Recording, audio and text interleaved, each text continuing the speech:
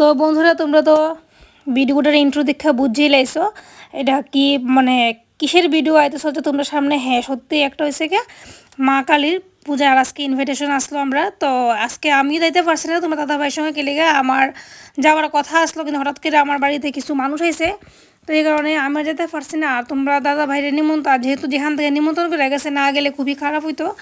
তো সব দিকে তো রক্ষা করতে লাগে, তো লেগে তোমরা দাদা ভাইরা আমি তুমি একলাই যাও গা, তুমি একলাই গিয়ে নিমন্ত্রণ রক্ষা করে, আর আমার লেগে কিন্তু অবশ্যই ভিডিও বানায় আনবা। তো যেমন কথাতে এরকম কাজ, তো তোমরা দাদা ভাই তো গেছে গিয়ে তো আমার লেগে ভিডিও বানায় আনছে। আর তার বাড়িতে প্রত্যেক বছরই তারা মানে মাটির মূর্তি দিয়ে কালী পূজা করে, প্রতি বছরই এই শ্রাবণ মাসের এই তিথিতে।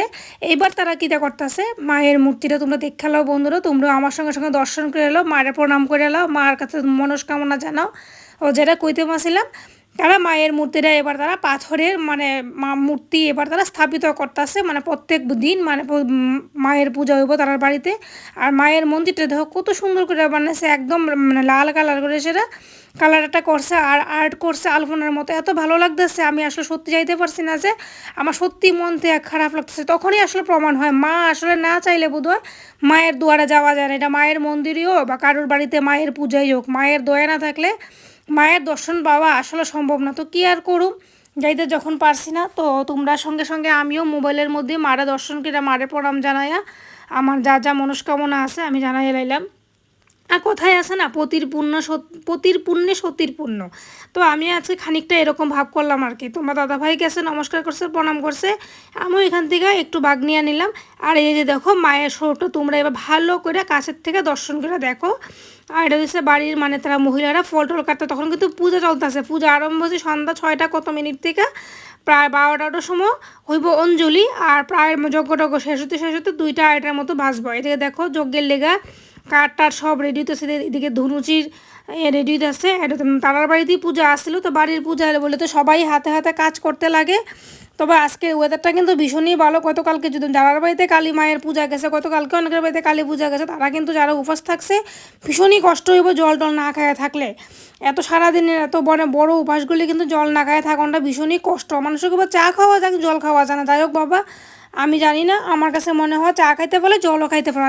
ভগবান তো কইছে না যে প্রাণরে আত্মারে কষ্ট দিয়ে সেটা তুমি কোনো ভগবানের আরাধনা। ভগবান কিন্তু চায় না তার ভক্তরা কষ্ট থেকে মানে ভক্তের মানে মায়ের আরাধনা করুক বা যে কোনো ঠাকুরের পূজা করতে। যাই হোক, আমি অনেক কথা কইলাম, তোমরা জানিয়ে কিছু ভাববো না, এটা যার যার মনের ব্যক্তিগত ব্যাপার। তো মায়ের মূর্তিটা কিন্তু ভীষণই সুন্দর, ভালো লাগতেছে। মায়ের গায়ের রঙও কিন্তু শ্যামাবর্ণ। আর যারার বাড়িতে এরকম মন্দির প্রতিষ্ঠিত হয় তারাই জানে, একমাত্র বাড়িতে মন্দির থাকলে, শুধু মন্দির প্রতিষ্ঠার দিন তো আর মারে নিয়ে পূজা না, এবার বছরে 365 দিনই কিন্তু মায়ের আরাধনা করতে লাগবে, যে যেমনভাবে পারে। যা কেউ নৃত্য পুরোহিত করলে করে, বা কেউ বাড়ির মানুষের পূজা করবো, কিন্তু কিন্তু প্রতিদিন কিন্তু মারে কিন্তু 2 বেলা 3 বেলা সেবা তো দিতেই লাগবে। তো যাই হোক, মার কাছে আমিও আমার মনের সব মনস্কামনা জানাইলাম। দিকে তোমরা দাদা ভাইও যাও না, কিন্তু ভীষণই ভালো হয়েছে। আর যদি না যাইতো তাহলে কিন্তু খুবই খারাপ লাগতো। হইলে যার বাড়িতে গেছে সে বাড়িতে এসে কইয়া গেছে, আসলে একজন মানুষ যদি ইনভাইট করে যায় না যাওয়া যায়, সত্যি কিন্তু খুব খারাপ লাগে। আর বিশেষ করে পূজা বালে হইলে তো যাই হোক নিমন্ত্রণ যখন করছেন প্রসাদ তোলাই দিয়ে লাগবো। তো পূজা তো এদিকে হইতেছে, পূজা হইতে হইতে কিন্তু মানুষ তার এত রাত্র অব্দি পূজা শেষ করলে অপেক্ষা করতো না। এদিকে তারা কিন্তু যথারীতি মানে প্রসাদের ব্যবস্থা করছে প্রচুর পরিমাণে। তোমার দাদা এগোছে প্রচুর ফল টল মিষ্টি সাগু, তারপরে তো যেটা মেন মানে অন্ন মানে খিচুড়ি, তারপরে কাবলি মটর পটল দিয়ে একটা তরকারি করছে, পায়েস। তোমার দাদা দেখেছে প্রসাদ খুব স্বাদ হয়েছে।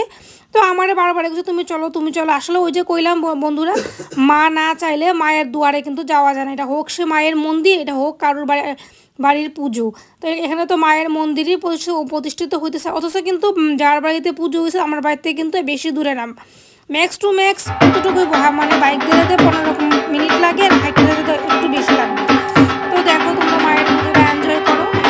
মায়ের ঢাক হইতেছে, ঢাকটা তোমার সঙ্গে শেয়ার করতেছি, আমি এখানে কথা বললাম।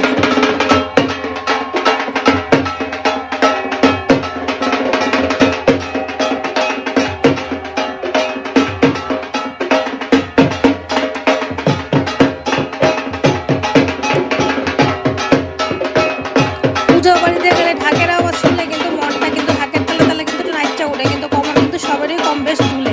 তো আমি যদি যাইতাম আমারই নিশ্চয়ই আমার কম হইতে হলে, তো আমার এখান থেকে শুনে কিন্তু ঢাকের আওয়াজে মানে ঢাকের তালে তালে কমর তুলতে আসে। খুবই ভালো লাগে পূজা বাড়িতে ঢাকার আওয়াজ, যতই বক্স বাজাও ঢাকের আওয়াজ